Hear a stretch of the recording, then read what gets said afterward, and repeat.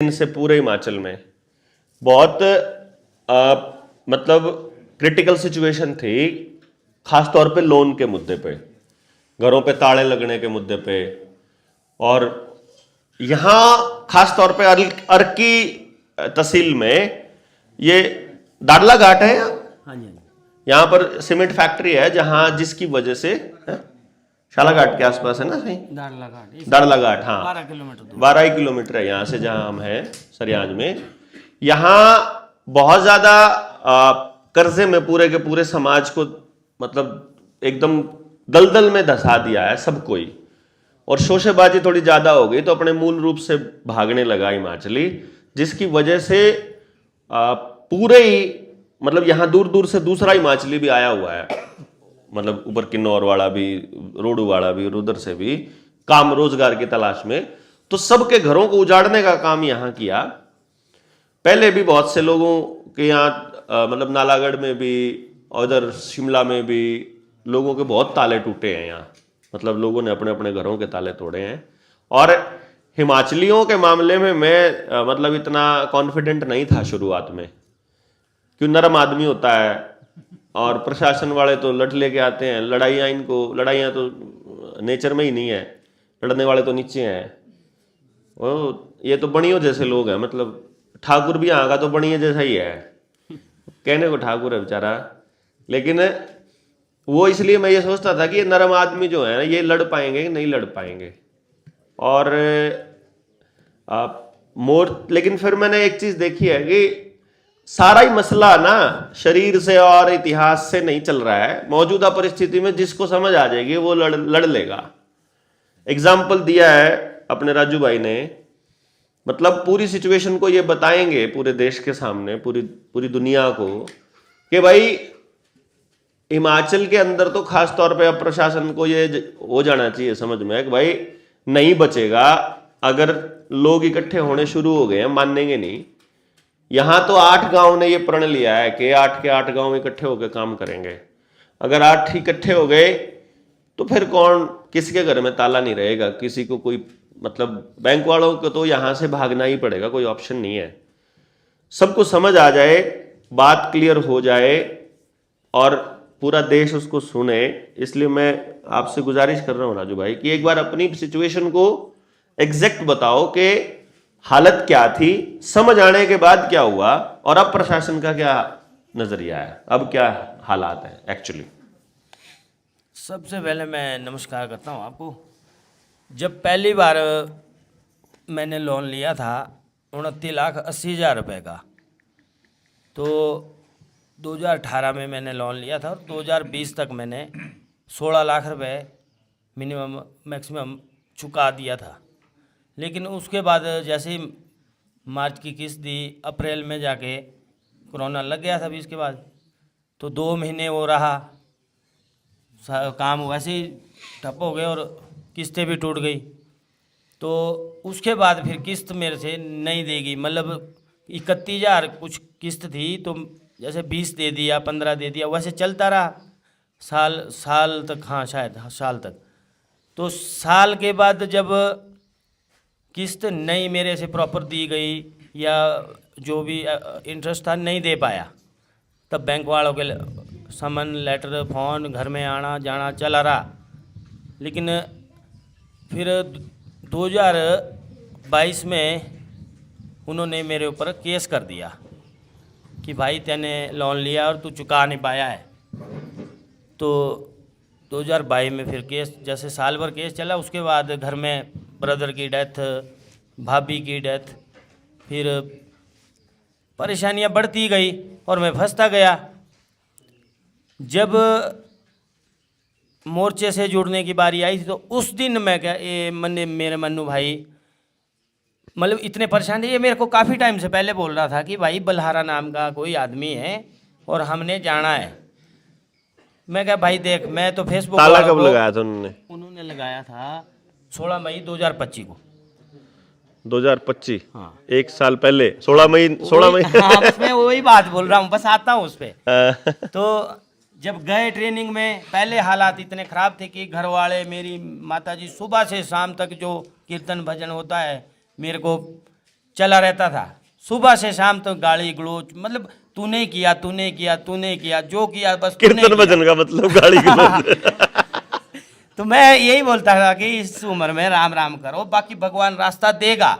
और मैं अपने जैसे देवता जी हमारे, बस ये की रास्ता मांगता था, भाई मेरे को या तो रास्ता दिखा दे या मौत दे दे, मेरे को रास्ता दिखा दे, पैसा भी नहीं चाहिए, कुछ भी नहीं चाहिए, बस कोई ऐसा बंदा मेरे को भगवान का फरिश्ता भेज जो मेरे को ऐसे गाइड करे कि मैं दुनिया से लड़ने की ताकत रखूं।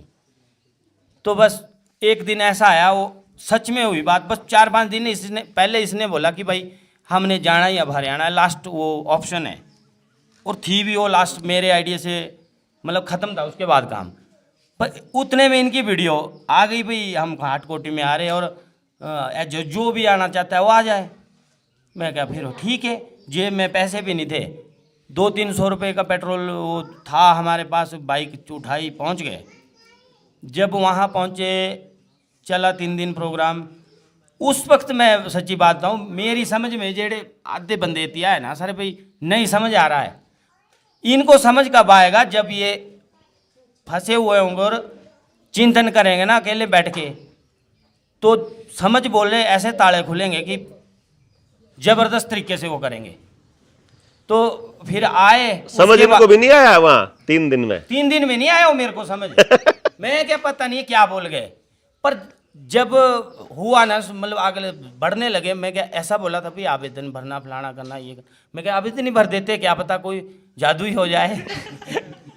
तो ये कंप्यूटर का मास्टर है ही मेरे साथ, तो मैंने इसको बोला, मैं तू भर लेगा भाई, और भर लेंगे, उसमें कौन सी बड़ी बात है।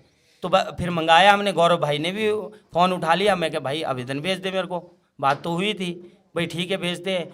आया आवेदन, पहला आवेदन आया, बैंक को लगाया, फिर बैंक से जवाब आता है मेरे को कि जो आपने रुपए का मुद्दा पूछा है आप उस विभाग की शाखा से लें, ठीक है। तो फिर उसके बाद आरबीआई से भी आया कि रुपए का मुद्दा जो है हमारे पास स्पष्ट नहीं है, जो मोटा मोटा बता रहा हूँ, कोई ऐसे थे प्रश्न, भाई उसमें प्रश्न स्पष्ट नहीं है।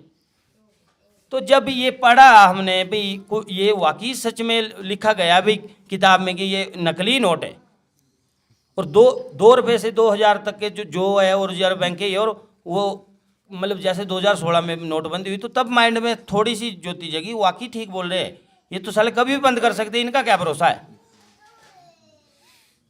तो फिर हमने आवेदन लगाया और प्रोसेस चला। जब लास्ट में संपत्ति के कब्जे वाली बात आई, तो लास्ट में डीसी साहब का ऑर्डर आता है कि भाई इस बंदे के वर्णित बिंदुओं पे घोर, मतलब इतनी गहराई से सख्त कार्रवाई की जाए कि बैंक को ये हिदायत दी उन्होंने कि उसकी एक कॉपी एक शिकायतकर्ता को संतोषजनक तरीके से, क्योंकि आपने डीसी को भी चिट्ठी लिखी थी। हाँ, डीसी को भी गई, डीजीपी, आरबीआई, उनको पता लग गया सब जगह जाली है, जा चुका था सर। हाँ। तो जब ये जवाब आया तो उसका प्रूफ रखा हुआ हमने। अब डीसी साहब ने दिया, उन्होंने बैंक ने कोई जवाब नहीं दिया हो मेरे को, ना वो दे पाएगा, शायद नहीं दे पाएगा। जब बैंक ने पहले लिख दिया कि इस शाखा से ले, तो मैनेजर साहब यहाँ आए, मैंने बोला भाई मैंने लोन तेरे से लिया कि आरबीआई से लिया, जवाब तो मैं तेरे से मांगूंगा, तू देना मेरा जवाब। हाँ, ताले ना बताने दो कोई नहीं, बताने दो आएगा फिर आगे आगे, बताने दो, हाँ जल्दी है, कोई नहीं ना ताला तोड़ने का तो आएगा भी, जो रह जाएगा बताना। अभी तो ये अभी तो अपना कॉन्फिडेंस बिल्ड कर रहे हैं। इन्होंने प्रथम दृष्टया, मेरे कहे से नहीं, इन्होंने खुद चिट्ठी डाली, बैंक वालों का जवाब आया, यार सिंपल सा सवाल पूछा था, हाँ ना में लिखना था, वो कह रहे प्रश्न स्पष्ट नहीं है, वो कह रहे हमारे पास इसका जवाब नहीं है, वो कह रहे इधर उधर की बातें कर रहे हैं। मैं पूछूं कि भैया तुम्हारे पिताजी का नाम क्या है, तुम कहो कि मेरे को तो करनाल जाना है। या क्या मतलब है यार ये, यार पिताजी का नाम बता, बात खत्म। लेकिन नहीं जी, वो कोई और ही बात है, मतलब कुछ भी कह देते, कुछ भी कह लिख के भेज देते हैं, कहते हैं तुम्हारी बात हमको मान्य नहीं है, हम लिख के भेज दे हमको तुम्हारी नहीं है मान्य, फिर इतनी बात से थोड़ी पीछा छूट जाएगा, पेटा तो बढ़ना पड़ेगा भाई, ऐसे थोड़ी, यूं थोड़ी ना। तो ये अभी कॉन्फिडेंस बिल्ड हो रहा है। जब इन्होंने सिस्टम से सवाल पूछा, बैंक से सवाल पूछा और बैंक भागने लगा, तो हिम्मत सी बढ़ेगी ना भाई, दुश्मन सामने से 2 कदम पीछे होएगा तो मजबूत होएगा डंडा कि यार मारूंगा इसको, आरामी को। आदमी मजबूत होता है कि यार ये पीछे हटने लग गया, इसका मतलब है कुछ कमी है। कंटिन्यू जब प्लीज। हाटकोटी में मैंने बात की थी अमित भाई हमारे जेएसएम से ही, तो इस बंदे ने ना मेरे को पहली बार ही बोल दिया कि भाई मैं तेरे साथ हूँ, चाहे कुछ भी हो जाए, कोई तेरा गांव का है ना है। मैं क्या रिश्तेदार गांव मेरे को कोई नहीं मानता आज की डेट में। मैंने सीधी स्पष्ट बात की कि मैं क्या इतने बुरे हालात हो चुके हैं मेरे, भाई मैं किसी को मुंह नहीं दिखा सकता। मतलब मैंने गुनाह कर दिया कि मेरे ऊपर कर्जा है, चलो मैंने 10 भाइयों से ऐसे भी लिए होने, उनके पैसे तो मैं दूंगा ही दूंगा। क्यों फिर केंद्र सरकार ने जो वर्ल्ड बैंक से ले रखा है हमको गिरवी रख के, वो इससे भी बड़ा गुनाह है फिर तो। हमारे नाम पे लोन ले रखा, जो अगर लोन लेना गुनाह है तो जो सरकार ले रही है विदेशों से वो भी तो गुनाह है। और जैसे ये बैंक हमारे को बिना हमारा घर गिरवी रखे नहीं देता, उसने क्या गिरवी रख के दिया है हमारे को? वो कोई चैरिटी थोड़ा कर रहा है, वो भी तो ब्याज ले रहा है ना। वो क्या गिरवी रख के देखा हुआ है ये भी तो पता लगना चाहिए। तो हमारे से बड़ा पापी है वो, तू अपना चुकता कर दे, मैं कर दूंगा अपना। अडानी से ले लो, हम उनसे तो ले नहीं पा रहे, उनका तो माफ करते हो और हम लोगों को हमारा घर नीलाम करते हो। कंटिन्यू। यस। तो जब हुए जेएसएम के 4 बंदे पहुंचे, जेएसएम वाले 4 बंदे पहुंचे, उन्होंने आके मेरे समझाया, गांव वाले भी बल्कि आए थे बेचारे अपने गांव वाले, तो उन्होंने समझाया कि भाई ऐसा ऐसा मुद्दा है और ऐसे ऐसे हमने संपत्ति के संबंध में डीसी तक को लेटर भेज दिया है कि आप हम 5 दिन का समय आपको दे रहे हैं। देखो ये है मालिक और नौकर वाली बात, जो सर ने भी शायद बताई होगी कि मालिक कौन है और नौकर कौन है। जब मेरे को ये चीज़ समझ में आई कि जनता ही सरकार है, सरकार ही मालिक है, तो हम जनता है ना, हम क्यों डरे फिर। उसके बाद मेरे अंदर जो कॉन्फिडेंस ताले तोड़ने के बाद आया, फिर पुलिस वाले आए, 15 जने पुलिस वाले आए थे उस दिन घर में, और अकेला मेरे माताजी मेरा परिवार था। पर मैंने एक बात जरूर समझाई थी, पर सबसे पहले मैंने परिवार को ही समझाया था कि अगर हम ऐसे ही आपस में लड़ते रहे टूटते रहे तो गए, तब घर भी गया, ज़मीन भी गई, वो पैसा भी गया, बस तो बर्बादी है। पर मेरी माताजी और घरवाली भाभी मेरे छोटे भाई की सब इकट्ठे हुए, भाई जो होगा देखा जाएगा। मतलब कॉन्फिडेंस यहाँ से भी बढ़ गया, भाई अब हो चुका है, अब क्या कर सकते हैं, तेरे को मार थोड़ी सकते हैं। तो ये चीज़ जब मेरे अंदर आई और मैंने अपना 8 महीने का स्ट्रगल जो था मेरा, मतलब ताले लगने के बाद बाहर सोया, और परिवार के लिए एक छोटा सा कमरा, मैंने प्रशासन की उस वीडियो में बड़ी तारीफ की है। मैं क्या एक कमरा मेरे को छोड़ गए हैं, मेरे ही घर में ताले लगा के मेरे लिए ही अकेला सब कुछ, मतलब इतना हो गया उन्होंने। तो जब आए पुलिस वाले तो थानेदार साहब कहते हैं कि भाई तूने ताले तोड़े। मैं क्या सर मैं आपको एक बात बताऊं, पहले तो आप जुबान संभाल के बात करें मेरे साथ। ठीक है, आप इस वक्त मेरे घर में खड़े हुए हेमचंद थोड़ा चलो हाँ उसी लाइन, हाँ उसी तरह बोलो बोलो बोलो, वैसे ही बोलो, वैसे बोलो। क्या हुआ? जब एसएचओ साहब ऐसे आए गाड़ी से कि मैंने बहुत बड़ा गुनाह किया हुआ, सिंघम स्टाइल, पूरा सिंघम स्टाइल, जैसे एकदम से अजय देवगन वो बोलता और एकदम अटैक, मतलब वो एक पुलिस वालों का इंप्रेशन दिखाने का तरीका होता है कि बंदे हमारे से डरे। तो जब मेरे को बोला कि भाई तूने ताले तोड़, मैं कहा मिस्टर माइंड योर लैंग्वेज, आप ढंग से बात करें पहले, आप इस वक्त मेरे पास खड़े हो, ठीक है। तो जब मैंने ये चीज बोली, वो बंदा समझ गया कि ये एक वाकई नहीं डरने वाला, ये वाकई ये कुछ बंदा ही। और अच्छा तब हंस गए हो। तो उसके बाद जब उन्होंने बोला कि भाई तेने ताले, आपने ताले तोड़े, मैं क्या यस, मैंने वीडियो बनाई है, मैंने ताले तोड़े हैं। और भाई जो बंदे तेरे साथ आए थे, मैं क्या साथ मेरा भाईचारा, भाई मैं गांव में रहने वाला, समाज में रहने वाला बंदा हूँ, यहाँ पे भाईचारा होता है। जब शादी ब्याह में इकट्ठे हो सकते हैं, जब मरने पे इकट्ठे हो सकते हैं, तो एक मुहिम ऐसी चलाएंगे हम लोग कि किसी भी भाई के साथ कुछ गलत होगा तो हम खड़ेंगे उसके साथ। ताले लगाने ये कोई मैं क्या गुनाह नहीं किया है, अगर आपके पास है तो अभी अरेस्ट करो और मेरे को ले जाओ, फिर देखो तमाशा उसके बाद क्या होता है। तो ये चीज़ बस हुई। उसके बाद बोलते हैं कि भाई तुम्हारे चाय पानी पिलाने की रिवाज नहीं है। मैं क्या सब कुछ है, पर मैं क्या आप सिस्टम के बंदों के लिए नहीं, मेरा ही घर मैं क्या तोड़वाने के लिए सिस्टम की तरफ से यहाँ आए और आपको ही मैं चाय पानी पिलाऊंगा। बल्कि 10-15 जो कुर्सियां भी थी वो भी मैंने बच्चों से उठाई और मैं क्या साइड में रखो। 1 घंटा खड़े रहे हो, 1 घंटा।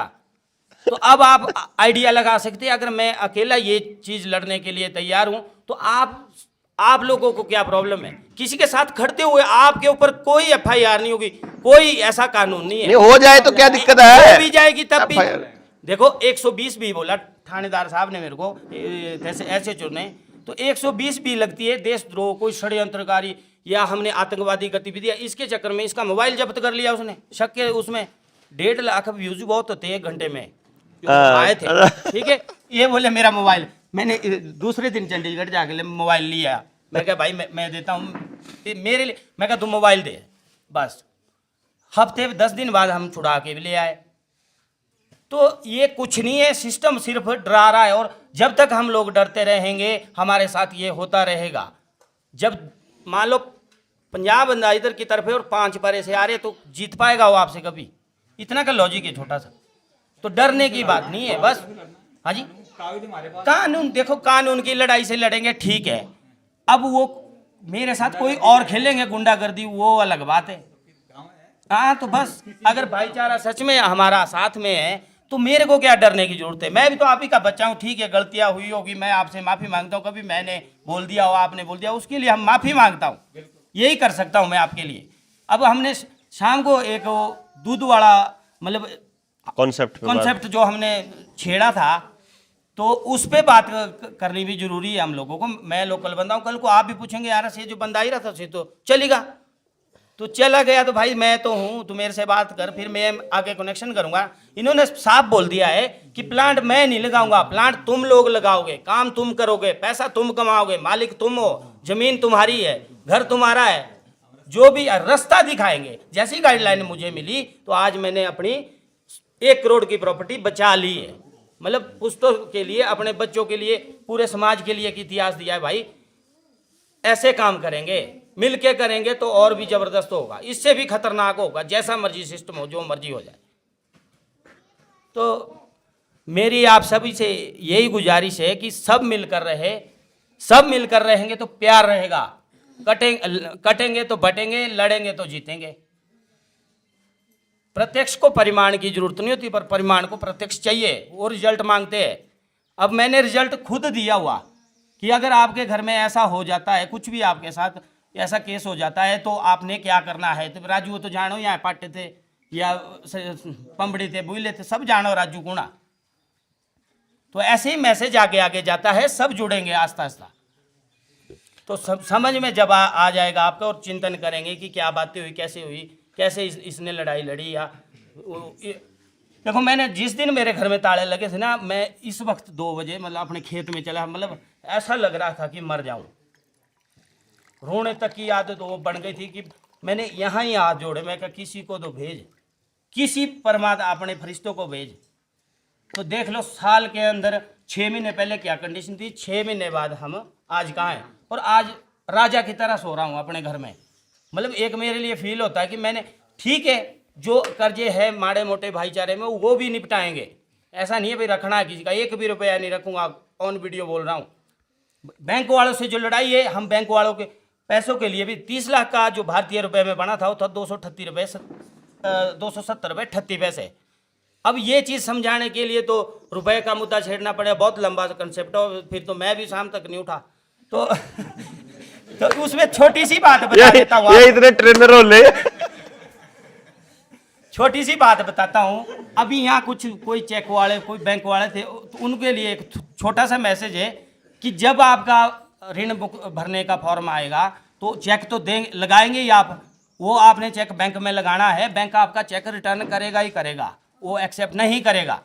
और अपनी मोहर लगा के उन्होंने मेरे को खुद पंगा ले लिया। उन्होंने कि भाई मैं तो शो करूंगा कि मैंने पेड कर दिया है। भाई क्या कैसे कर दिया, 270 रुपये में कैसे होगा? भैया जो रुपए का मुद्दा था उसका मेरे को सही में जवाब नहीं मिला है, तो जो मेरा जवाब था वो बिल्कुल एक्चुअल है और सही है। जैसे 30 लाख का लोन है ना, उसके 270 रुपये 38 पैसे बनते हैं, उतने रुपए का चेक काट के इन्होंने बैंक को दे दिया और कह दिया कि तुमने जो दिया था उसकी जो वैल्यू है और जो मैं कमा के तुमको दे रहा हूं इसकी जो वैल्यू है, ये वैल्यू बराबर है, और मेरे 270 रुपये 38 पैसे में तुम्हारा कर्जा पूरा चुकता होता है। अगर नहीं होता है तो किस नियम के तहत नहीं होता है, होता है किस नियम से, ये मैंने लिखा है आवेदन में। मैं इस नियम से कह रहा हूं कि ये होता है, तुम बताओ किस नियम से ये नहीं होता है और पैसे ले लो, ठीक है ना भाई। हम कानून दे रहे हैं, कौन से नियम से, मैं कौन से कानून से बात कर रहा हूं, मैं लिख के दे रहा हूं। तुम कह रहे हो कि यह चीज सही नहीं है, तो तुम लिख कर दे दो कौन से कानून से सही नहीं है। ये जो कानून मैं बता रहा हूं, ये अगर खत्म हो गया है तो बताओ, ये खत्म हो गया तो फिर मैं अगली लाइन लेके आऊंगा, फिर मैंने उसका अगला पता है, वो जो लिख के देगा उससे अगली लाइन हमको मालूम है, तो बात ही खत्म। उनके पास जवाब नहीं। अब वो बेचारे, अब ये समझ में नहीं आ रहा उनको कि वो 270 रुपए में वो कर्जा पूरा पटा मानने या ना मानने। माने तो फंसे, ना माने तो फंसे। लिख के देंगे नहीं। 10 रुपए का नोट पूरा गांव लग के अगर बैंक में जाके उसका और लगा दो कि हमें 10 रुपया चाहिए, तो हम बैंक के ऊपर फिर मुकदमा करेंगे, चेक बाउंस का 138 का मुकदमा फिर हम बैंक पे करेंगे। भाई तुमने जो चेक दिया था हमको 10 रुपए का नोट है, उसके बदले तुमने 10 रुपया नहीं दिया, तो तुम्हारा चेक जो है वो बाउंस है, तुम्हारा चेक जो है वो गलत है, तुमने फ्रॉड किया हमारे साथ। उनके पास 120 भी हम लगाएंगे फिर कि ये देशद्रोह है भाई, ये गद्दारी है देश के साथ, ये पाप है देश के लोगों के साथ, ये cruelty and crime against humanity है। ये छोटी बात नहीं है। इसीलिए इतने स्ट्रांगली हम खड़े होकर कहते हैं कि नहीं भाई, ठगे गई है देश की जनता और अब मुक्त करना है सारा देश, और ऐसी व्यवस्था बनानी है कि सिर्फ ये कर्जा नहीं पटेगा, हमारी अगली पीढ़ियों में एक भी व्यक्ति जो है कर्जदार नहीं रहेगा। बस आ गई? अच्छा, वो खाना होना पैक किया है वो। पैक होगा, पैक करके ले जाओ। हाँ बस ठीक है, जिन्हें बस में जाना है निकल जियो।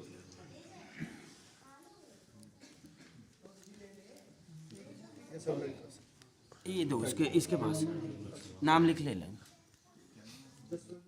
इनमें नहीं चलता इनका काम। हाँ ये असल में क्या है, खर्चा ज्यादा है, आदमी थोड़े हैं। कोई बात। हाँ कोई बात नहीं। मतलब मेन बात ये है जी, जो सबसे इंपॉर्टेंट बात है वो है कि हम लड़ना सीख रहे हैं, लड़ना चालू है, समझ के साथ लड़ना है। कोई दराती नहीं उठानी, कोई लठ नहीं उठाना। कोई अन्याय कर रहा है भाई, देखो जबरदस्ती हमारे घरों में घुस रहा है बिना किसी मतलब अधिकार के, भाई फिर तो देख हमको भी लठ उठाना ही पड़ेगा ना, ऑप्शन ही नहीं है, फिर नहीं है कोई ऑप्शन।